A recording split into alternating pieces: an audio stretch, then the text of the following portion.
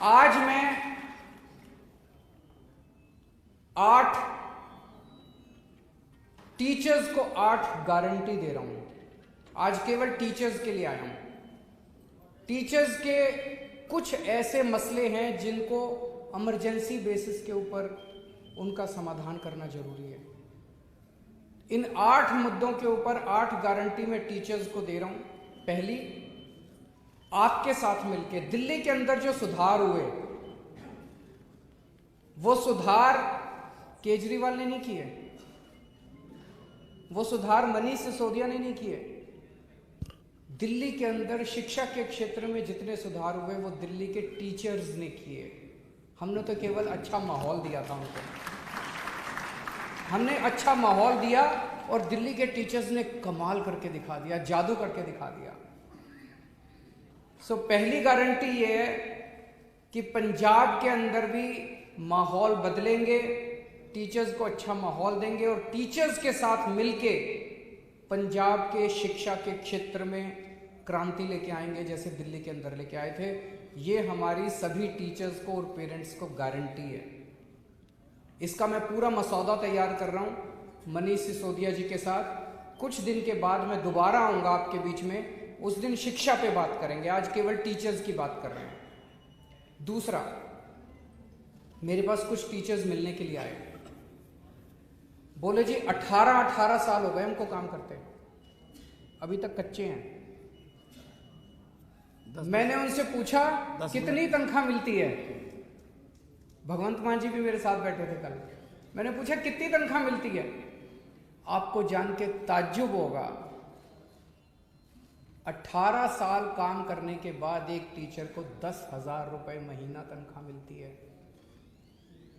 इतनी दुर्गति टीचर्स की, इतना अपमान टीचर्स का। दिल्ली के अंदर न्यूनतम मिनिमम वेज, अनस्किल्ड लेबर, अगर कोई अनस्किल्ड लेबर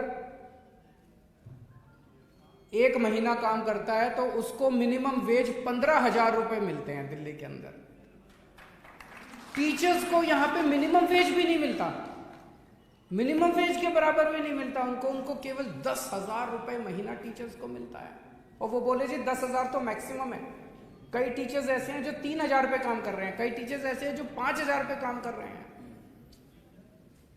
18 साल काम करने के बाद भी कोई आउटसोर्सिंग पे है, कोई कॉन्ट्रैक्ट पे है। तो सबसे पहली चीज, सरकार बनने के तुरंत बाद जितने टीचर्स आउटसोर्सिंग पे काम कर रहे हैं और जितने टीचर्स ठेके पे काम कर रहे हैं, उन सब लोगों को पक्का किया जाएगा।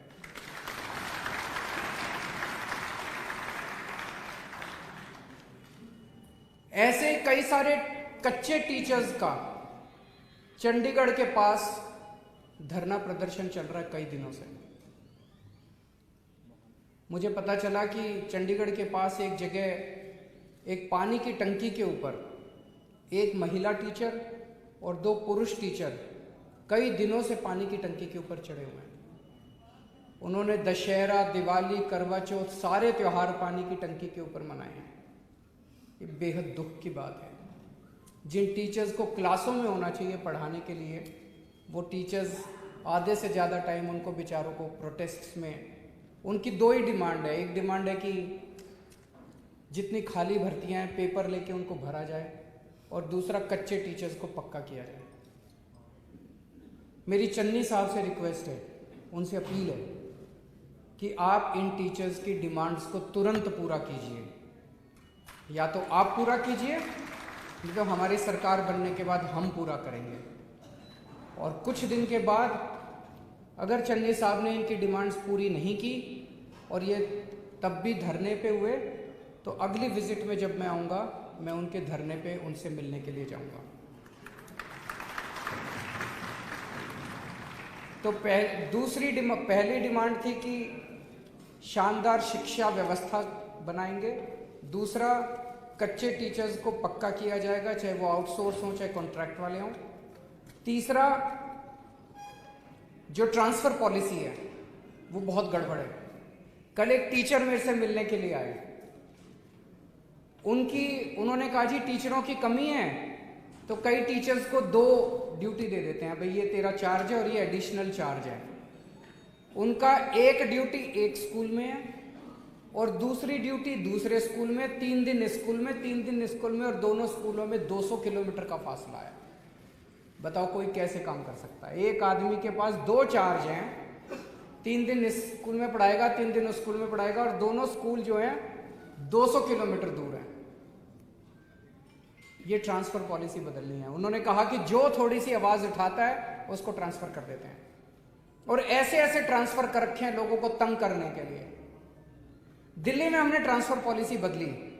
आज दिल्ली में साल के बिगिनिंग में हर टीचर से पूछते हैं कि आपको किस स्कूल में जाना है। हमें लगता है कि टीचर को दुखी करके आप बच्चे को सुखी नहीं कर सकते। अगर टीचर मन में दुखी है वो बच्चों को अच्छा पढ़ाएगा ही नहीं। 24 घंटे उसके मन में कुड़कुड़ रहेगी, कहां फंस गया यार मैं, ट्रांसफर। वो कोशिश करता रहेगा ट्रांसफर कराने की अपनी, उसका 90% टाइम बच्चों को पढ़ाने में नहीं जाएगा। तो इसीलिए हमने दिल्ली में यह तय किया कि हर टीचर को उसकी मन मर्जी के उसके घर के पास देंगे उसका स्कूल। उसको घर से दूर भेजने की क्या जरूरत है? हर टीचर से पूछा जाता है, आप बताओ आप कौन से स्कूल में जाना चाहते हो। कोशिश की जाती है कि सभी टीचर्स को उनके मनमाफिक स्कूल दे दिया जाए, लेकिन अगर कहीं नहीं हो पाता उनको फिर उसके पास का कोई स्कूल दिया जाता है। वही ट्रांसफर पॉलिसी पंजाब में लागू की जाएगी। ट्रांसफर पॉलिसी पारदर्शी होगी, ट्रांसपेरेंट होगी, और टीचर्स को उनके मन मुताबिक उनकी मर्जी का स्कूल दिया जाएगा।